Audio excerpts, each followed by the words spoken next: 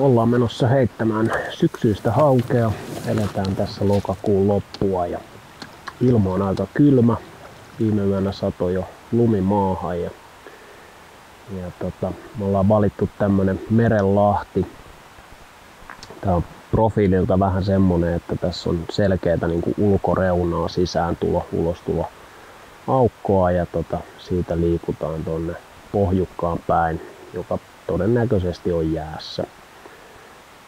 Kun liikutaan kajakilla, niin valitaan semmonen alue, missä olisi mahdollisimman paljon kalastettavaa, vähän eri profiiliä, että on vähän syvempää vettä, matalempaa vettä. Löytyisi mielellään tuulireunaa, tyyntäreunaa. Kyllä, että se olisi mahdollisimman monipuolinen. Joo, mulla on tässä kajakissa on 5 vapaa. Nämä on Flada-sarjan vapoja ja näistä jokainen on vähän erilainen. Ja mulla on niissä kiinni on yhdessä jerkki, yhdessä on lusikka. Sitten mulla on tämmönen haspelisetti, missä on tommonen pienempi kumi. Ja tuolta löytyy isompaa kumia ja isompaa jerkkiä. Eli mä oon aika huono vaihtaa viehettä. Mä vaihan mieluummin vapaa, jossa mulla on laitettu valmiiksi vieheet. Niillä tulee heitettyä sit ankkurista sama paikka useammalla viehetyypillä. Päivän mittaan tietysti vähän vaihtelee noita vieheitä, että mikä toimii ja mikä ei. Tämä on niinku hyväksi havain.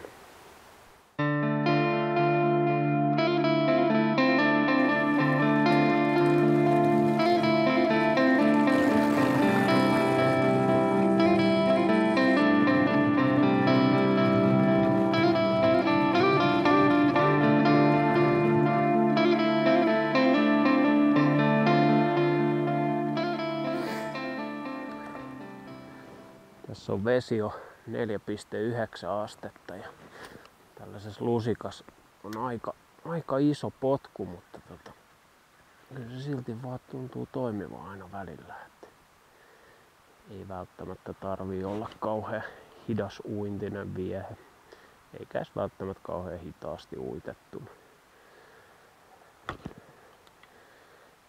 Tässä on se hyvä, että tässä on vain yksi koukku, niin se tulee tuolta vähän paremmin kasvustoseasta läpi.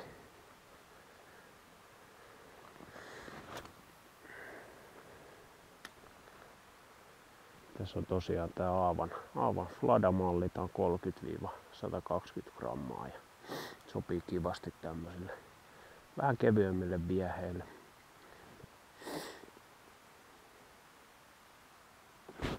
No, siellä on.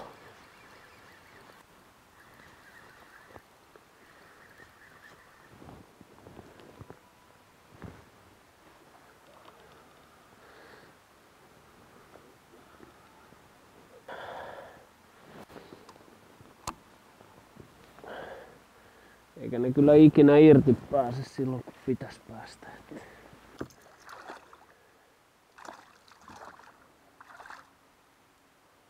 Mä kalastelen tästä tällaisesta kajakista ja tää on tämmönen poljettava malli. Niin oikeastaan kajakin etuja on se, että oot ensinnäkin pikkasen lähempänä luontoa tällä. Tää on äänetön. Täällä pystyy vähän menemään noihin kalapaikkojen päällekin. Ja tuntuu, ettei kalat säiky tätä ihan niin paljon.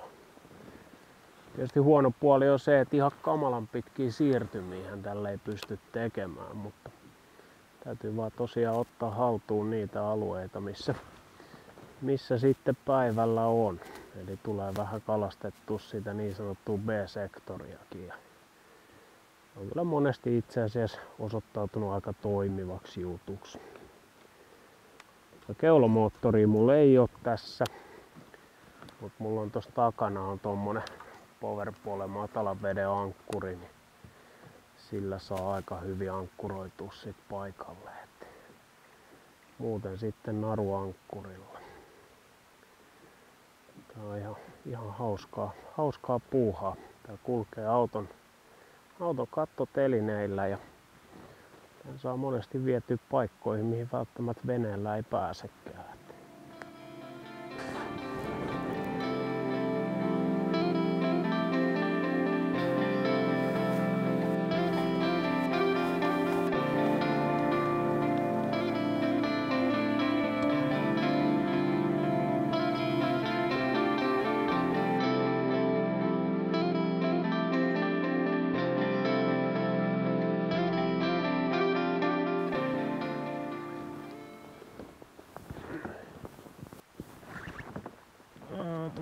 tänne päin.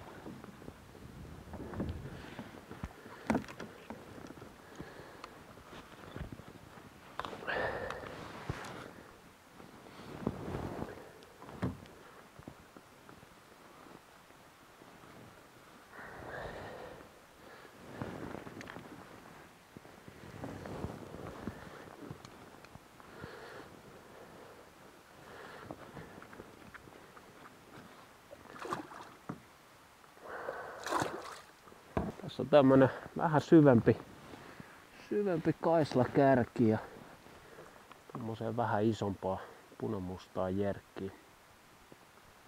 Pikku pysäytyksiä aina välillä ja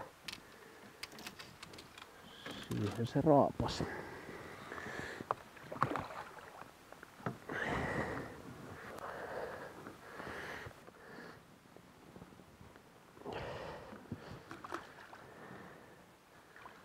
Laitetaan kaveri takaisin uimaan.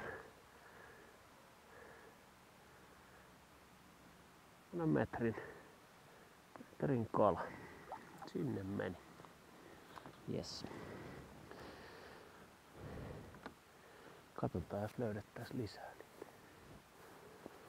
Rydäties. Kala syö tänään. Katso kalenterista.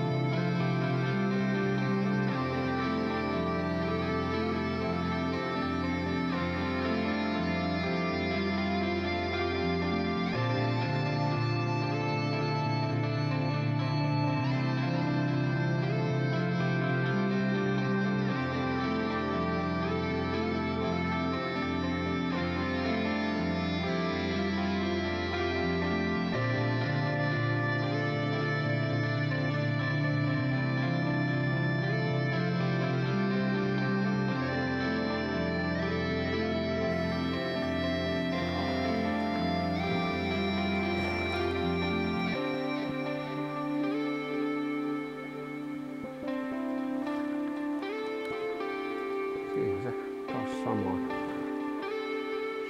pumuun. Ja vähän täytyy vertakin vuotaa. Se on hyvä, että vuotaa itse eikä kala.